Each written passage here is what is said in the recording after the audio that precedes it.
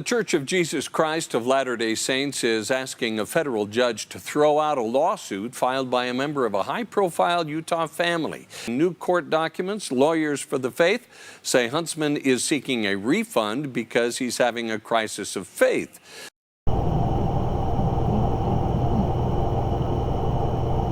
Travis Wingoodsell, this is not, I repeat, this is not my Wednesday video intended for the prophets of the Church of Jesus Christ of Latter-day Saints. Just so that we're clear, YouTube will still retaliate. They're pissed that I had reported on Nelson's death video, and they're refusing to take it down. But that will be a part of the intended Wednesday video. YouTube will not be equal. And that's a problem with the topic for this video. It's religious insecurity, and or not really a religious addiction, but it's a part of the insecurity part of it. In the realm of psychos, the fake science field of bullying, they diagnose people with insecurities by victim blaming them, calling their insecurities addictions. There are external chemicals that we can take into our body that will cause addiction. That's legitimate because it's a chemical alteration in your body. And your body craves that continual chemical alteration. So drugs, alcohol.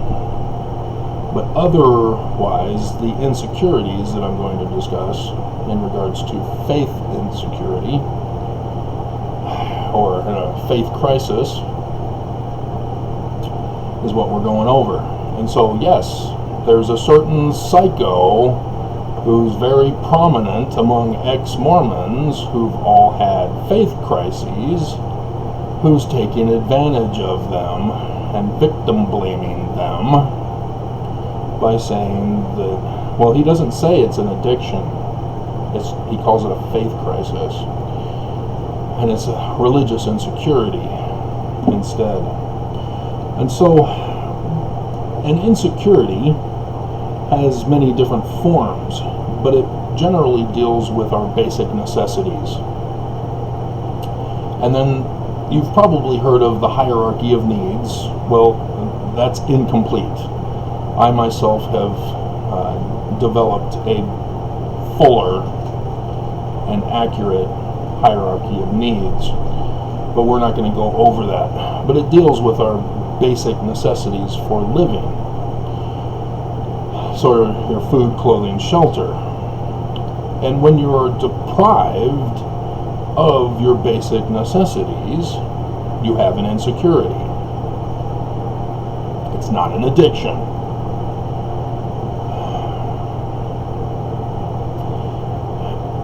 And what happens is that when a person who's lived for a period of time in an insecure condition of at least one insecurity of basic need,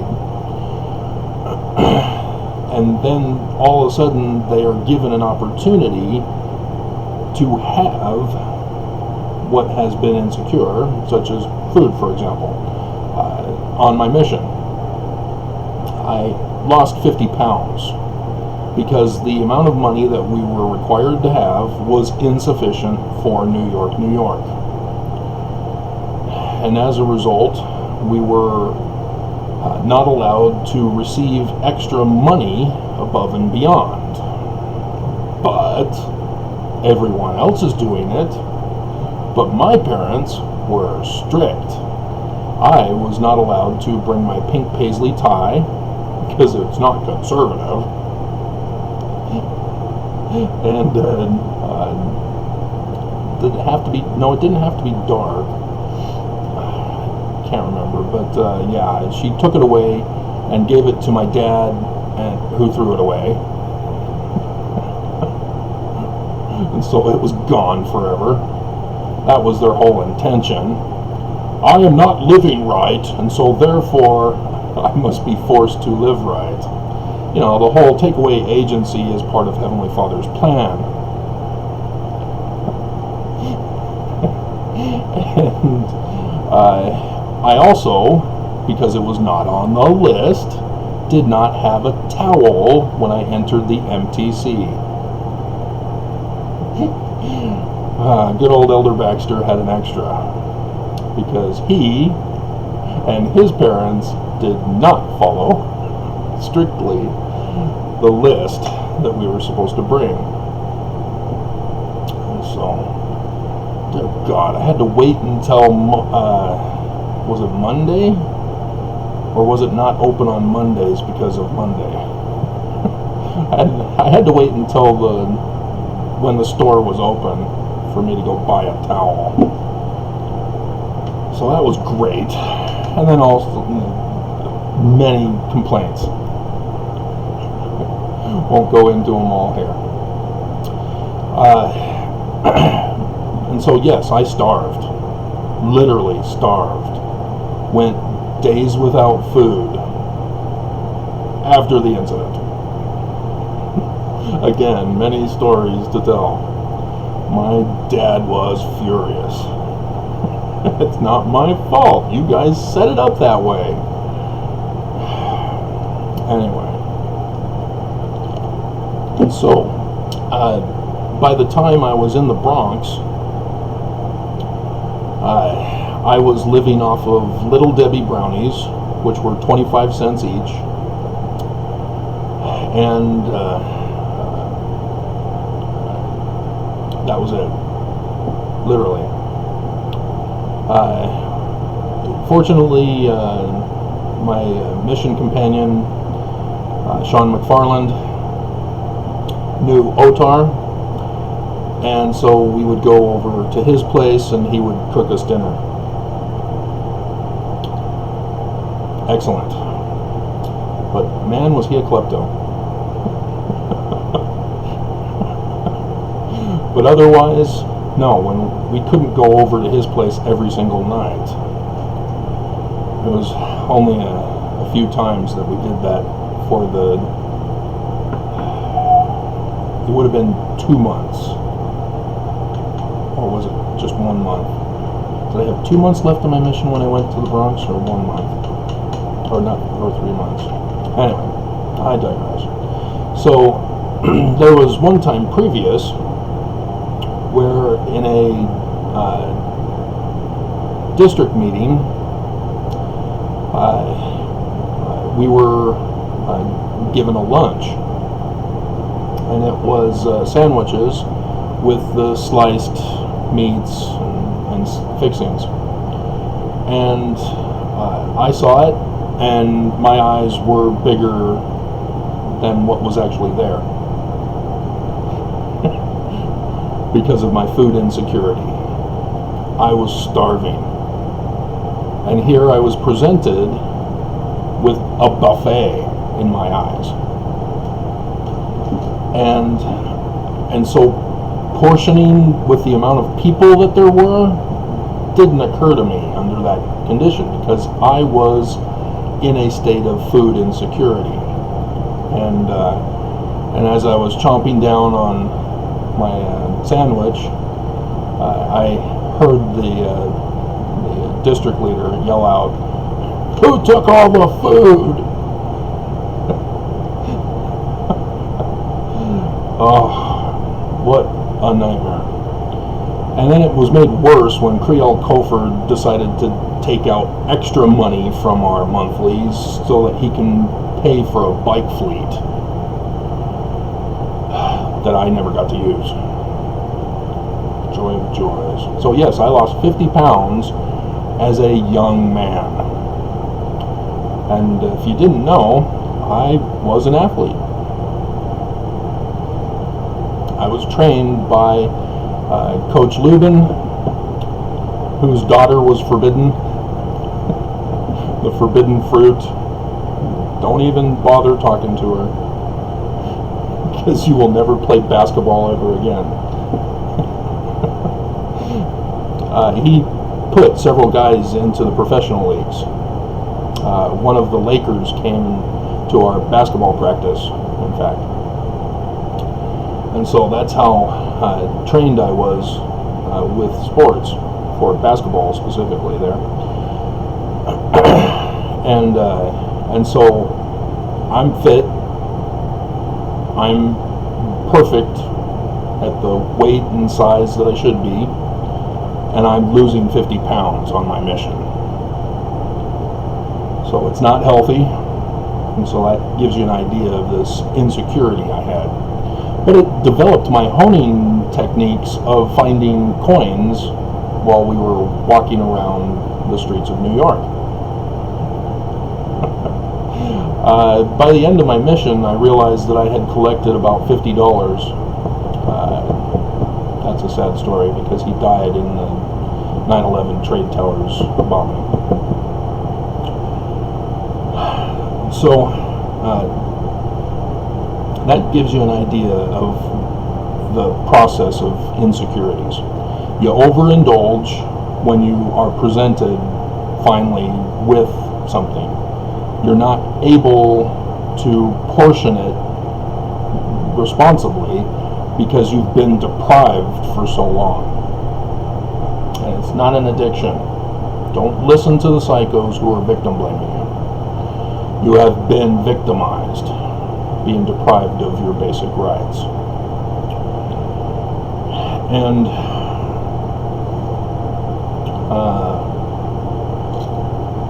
so I don't really need to go into that. We'll just go right into the religious part then. And so with religion, which is a basic need, a spirituality, an inner religious concept of a divine, whether it's I learned, was it last night or this morning, namaste. It is being inappropriately used as the particular website that was correcting us Westerners.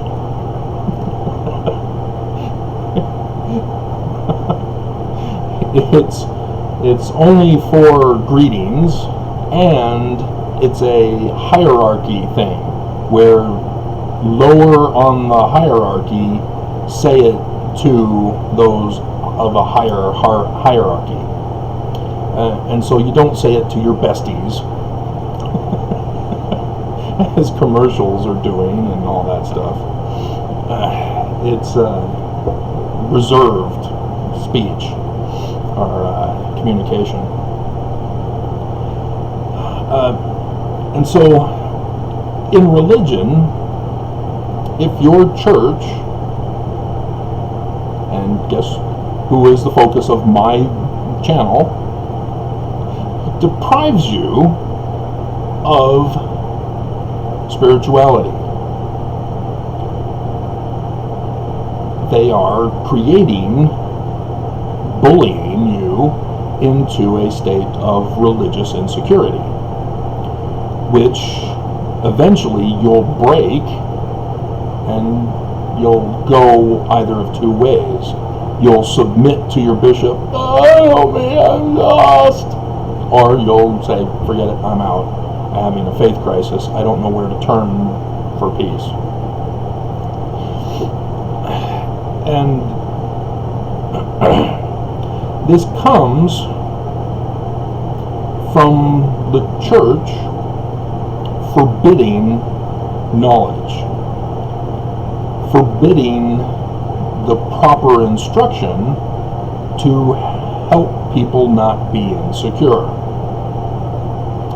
So, for example, we have a coronavirus. And instead of providing spiritual security, the president of the church downplays it in the beginning, calls it a burden. Oh, I have no choice but to close the church because the government leaders are forcing me to, which was already delayed. And then that prompted our governor and local leaders to open up businesses prematurely, which helped spread and escalate the virus, causing a greater insecurity for our medical health and thus spiritual health. And so Nelson then goes on to do coronavirus fasts, which was a false hope for Mormons, because they failed. No pacifying of insecurity whatsoever. And then Thanksgiving finally comes along, and he does the healing power of gratitude, the video that needs to be banned, along with the ones where he's doing the prosperity gospel with the fast to cure coronavirus. That YouTube is not doing what they did to me. They're not treating the church equally.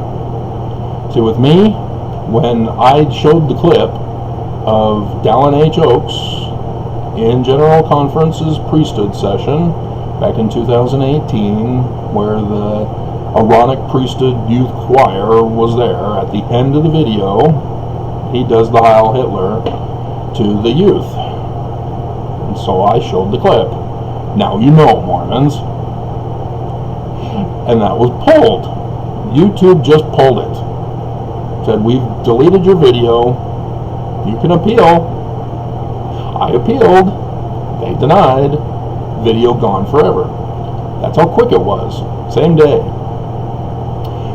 We're going on 3 days. Yeah, they're not going to treat the church equally with us peons.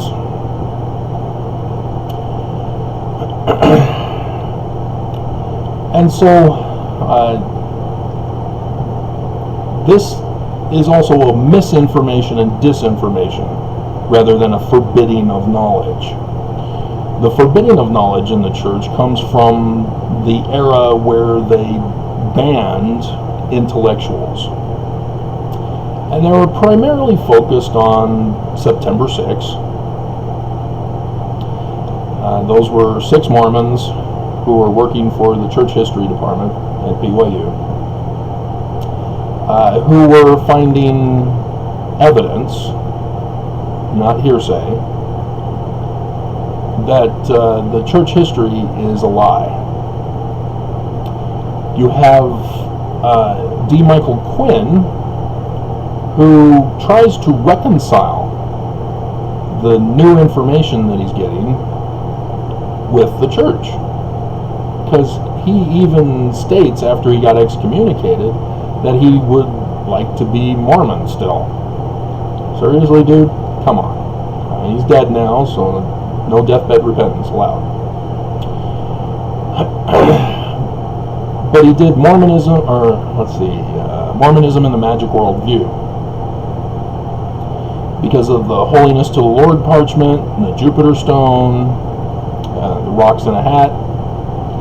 And so he was trying to harmonize church history with the new information. And he got it all wrong. If you've been paying attention to my videos. But nonetheless, the church tried to set an example with them to cause a fear and an insecurity in Mormons. And so no more is the church saying you need to study your scriptures. It's now read your scriptures. No more is it utilize the ancient languages to get a deeper understanding of the scriptures and draw closer to God and follow the principle that Joseph Smith has set forth in his church history, as well as what's recorded in the Book of Mormon. Nope, can't have that. Because that leads to Mormons finding out the truth, and the church doesn't want that. So they did an anti-intellectual thing. And so all things science, all things history research, were now forbidden in the church. And unfortunately, with the internet, 11 million Mormons said, I'm having a faith crisis, I'm out. If you didn't hear the news yesterday from Fox 13 News Utah is where I heard it, the church replied, finally, in the James Huntsman lawsuit down in California. If you're unfamiliar with the lawsuit that I filed with the church here in Utah, two of them actually, the lawyers for the church replied with, I had no claim upon which relief can be granted.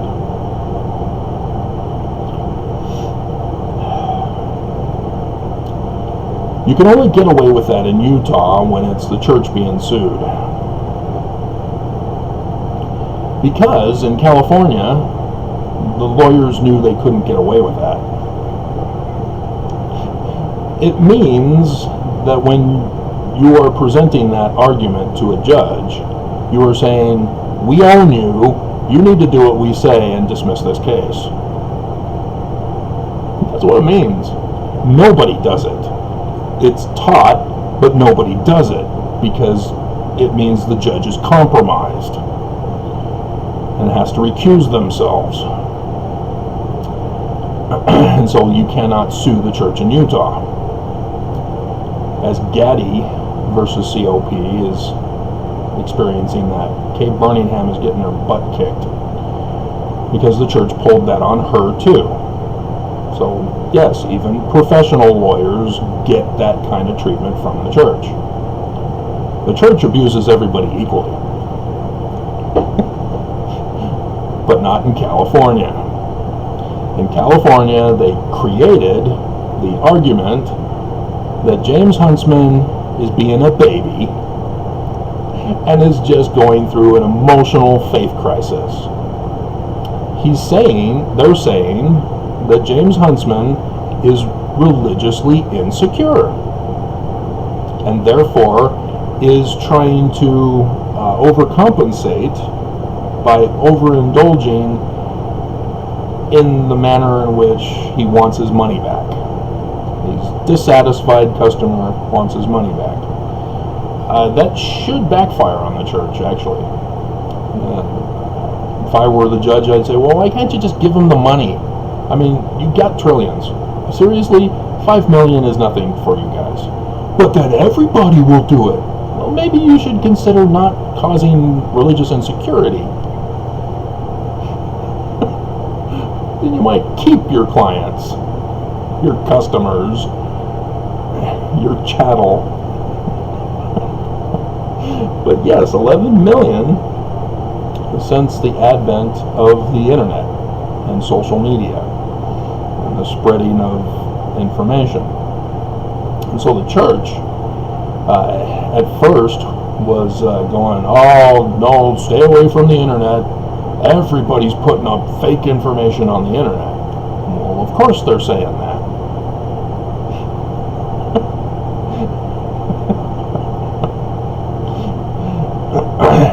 And so, this is what's going on, to help explain it to you. As Mormons treat the church, attending church, which the article that video I did from the article I did yesterday or the day before about the Bolivian man who thinks that church attendance cured him, and it didn't actually cure him, as it reveals in his article. He just feels cured, and he blames it on church attendance. I'm surprised, because it's supposed to be temple attendance.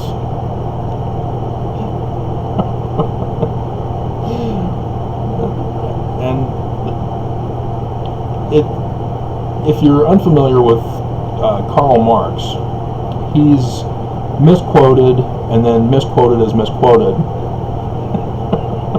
by people who think they know. Opium is a religion of the masses, and that's not a direct quote. I can bring it up for you. Google search it, assuming I don't get attacked in this process.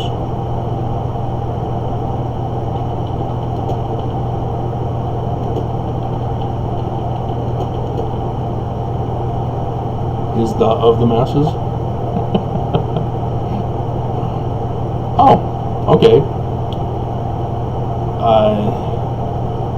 They say here from the Marquette University Law School, they say the best translation is religion is the opium of the people.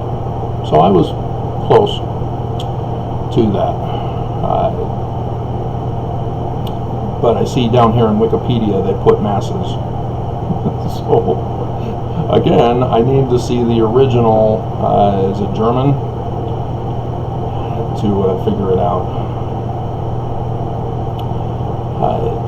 And people have assumed that he was trashing religion, that it's an addiction and needs to be avoided.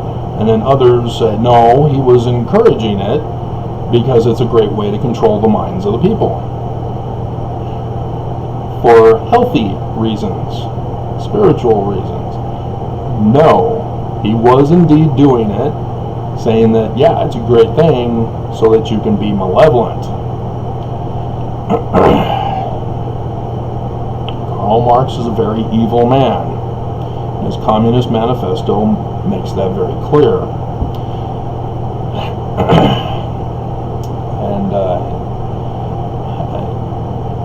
And it's the concept of treating religion as an idol. That attending church blesses your life, like the Bolivian man in the article. That's idol worship, where the structure of church, which is an object, is treated as if you can be blessed by attending or cursed by not attending. That's idol worship by definition. It's the universal religious doctrine. All religions practice it, some more than others.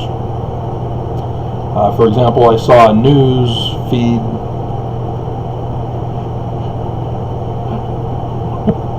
of a statue of Jesus turns his head during Mass.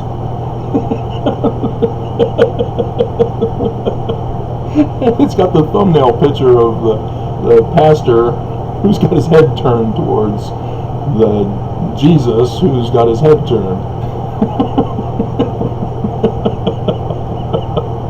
And you've probably heard of others who said, it's bleeding! Oh, we don't know how this is happening. Or tears on the Mary. Oh, we're celebrating her Ascension on Sunday. Yeah, the Catholics still celebrate Ascension for Jesus and Mary. Nelson has taken away Ascension from our doctrine, again causing an insecurity among Mormons. Or should, if Mormons were able to be knowledgeable in Mormonism, but that's being denied. And so that's the simple form of idol worship, is the belief that objects which are inanimate, and yes, AI, blah, blah, no, they're still objects. The programmer is the artificial intelligence. If you program it a certain way, it's going to produce a certain outcome. So no, they're not real humans, despite the movies. It's all based upon the programmer, the creator.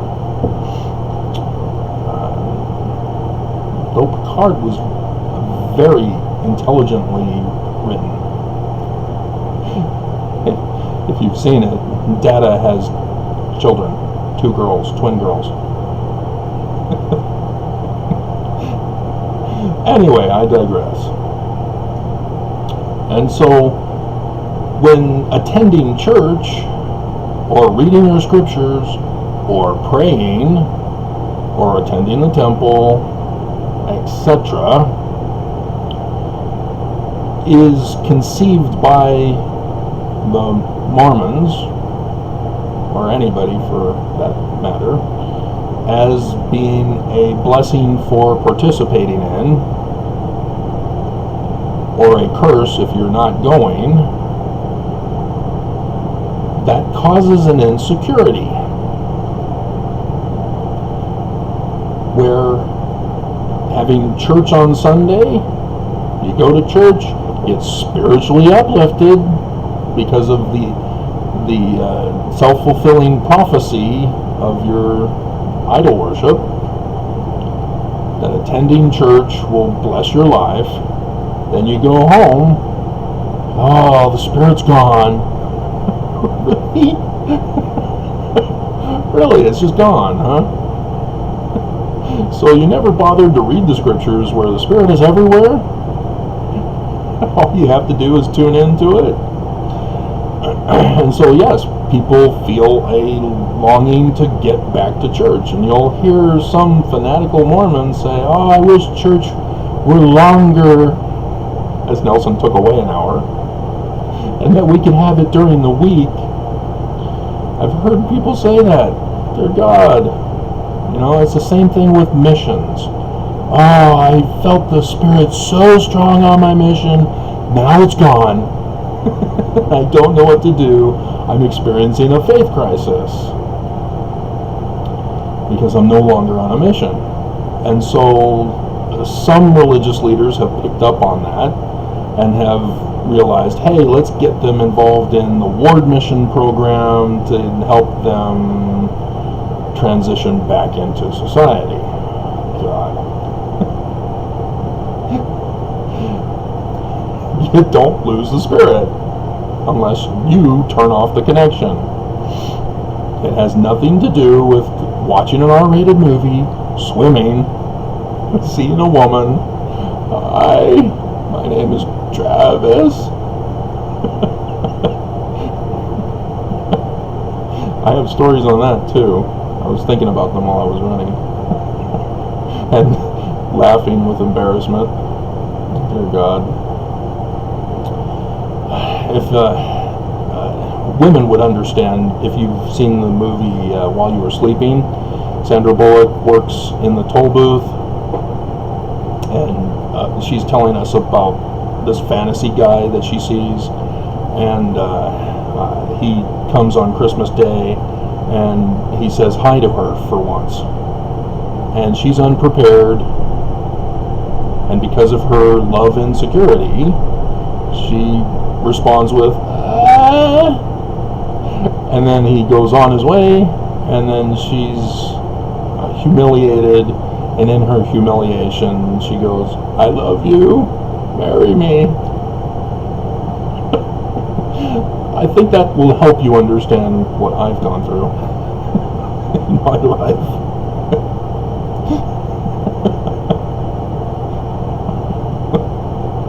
And so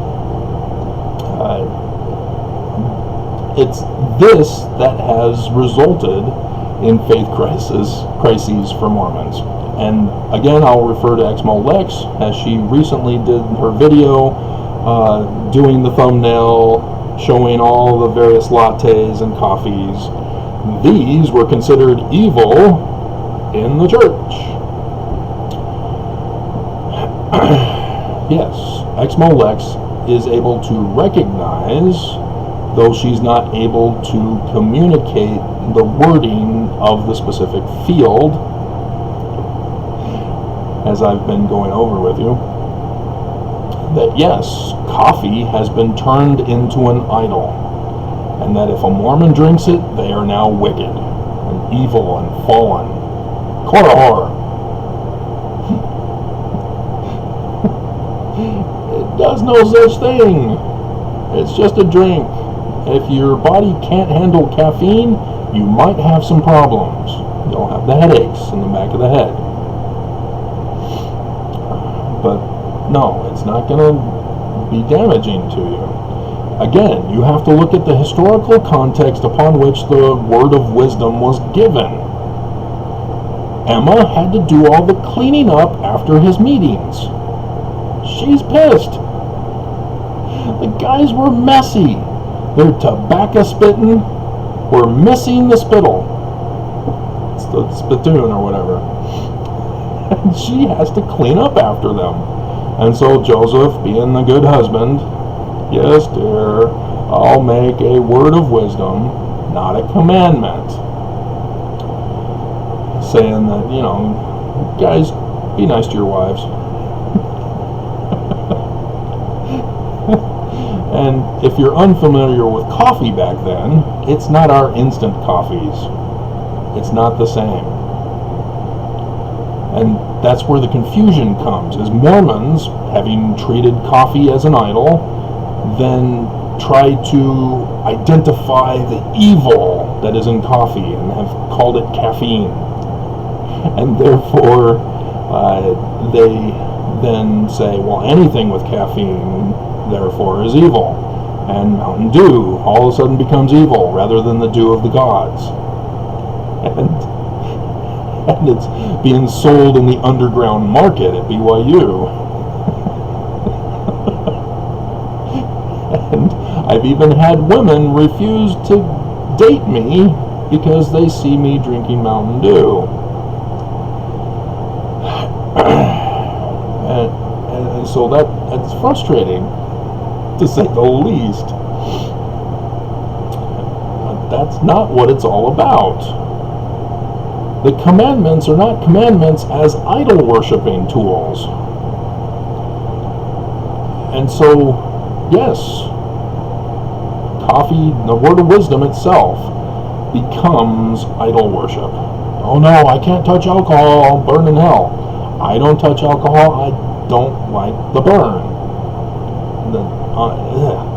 And you're saying, you've drunken alcohol? Yeah, the cough syrups. They have alcohol. Yeah. Want nothing to do with them.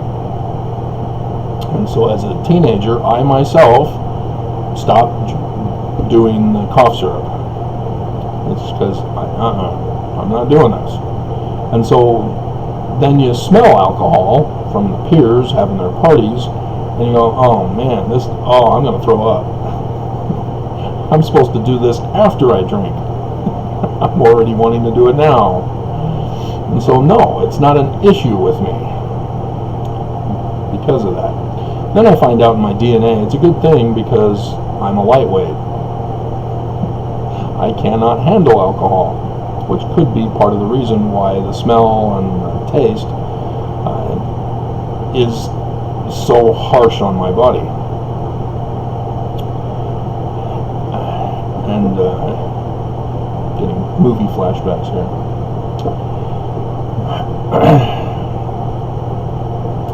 And so when you have a church that perpetuates idol worship, as the church has done, you have Hinckley going on national TV news and interviews and saying, oh yeah, we don't touch. Isn't it great? We don't watch. Isn't it great?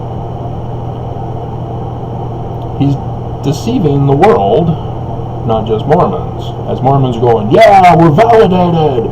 We don't do things because we're idol worshippers. But it's this kind of thing that creates a faith crisis.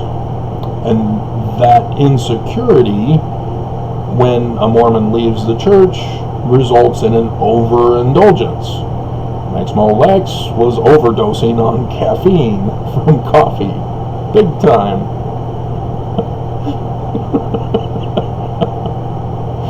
Or you'll have other Mormons, like my ex-mother-in-law, the first ex-mother-in-law, who, after divorcing her husband, obviously decided, I'm leaving the church too.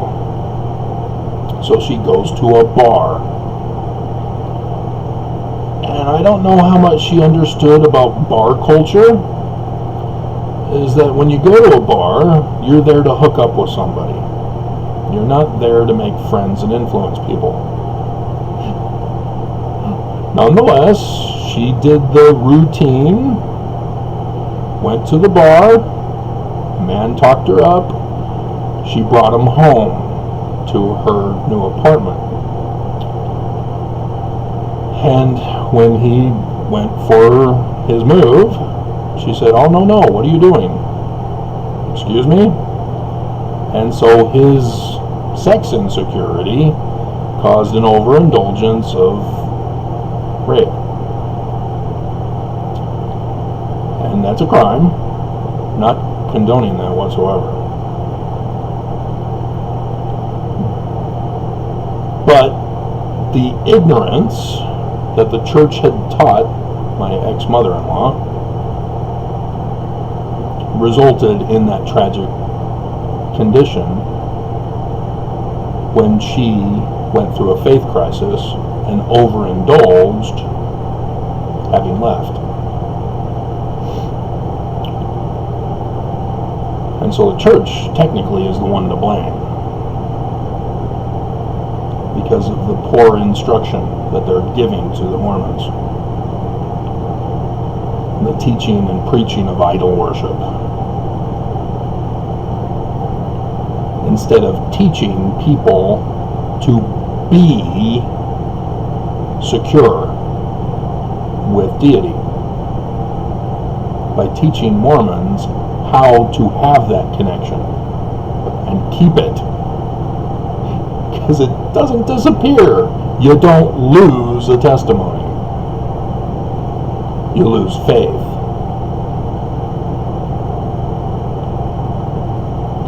Because of your idol worship.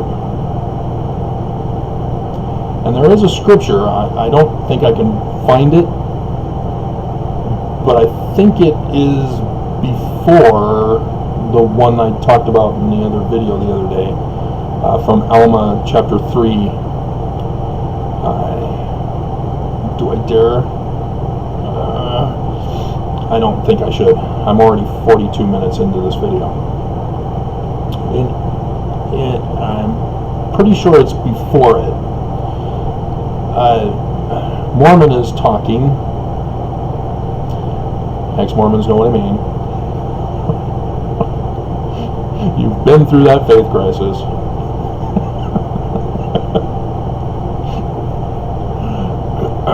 And I'm trying to correct your understanding. Correct your knowledge. And it talks about how the people have suffered from the war that they've been through and the loss of their property and possessions. They're now insecure. And he says they believed that it was the wrath of God, the curse of God that had caused that. No, it was your enemy that came in and attacked you. And so his clarification there is crucial. They believed. You have the Mormon CES instructor who develops the pride cycle. Throw it away, discard it from your mind. It's false information. There is no such thing as a pride cycle. It's the idol worshiping trap where you never pull out. And it's, I go to church, I'm prosperous. I go home from church, I've lost the spirit, I'm fallen. That's what he's referring to with the pride cycle. And it's a dangerous doctrine because it teaches Mormons, I'm prosperous, therefore I'm righteous. Oh no, I'm poor, it must be because of some wickedness I've done. But of course Mormons who are prosperous don't see, they're not poor, so those who are poor are now perceived as having done something wicked. And thus the victim blaming, just as psychos do. Oh, it's an addiction. Oh, you're mentally ill because you're homeless. See how this all works? It's a dangerous trap. Don't fall for it. It's a false doctrine. That's not what the Book of Mormon is teaching. The Book of Mormon makes it very clear. You know, we can go to Alma 32 starting in verse 28. That's what the church should be emphasizing and teaching to all Mormons. And it's in the Bible too, by the way. In case you don't trust the Book of Mormon for some reason.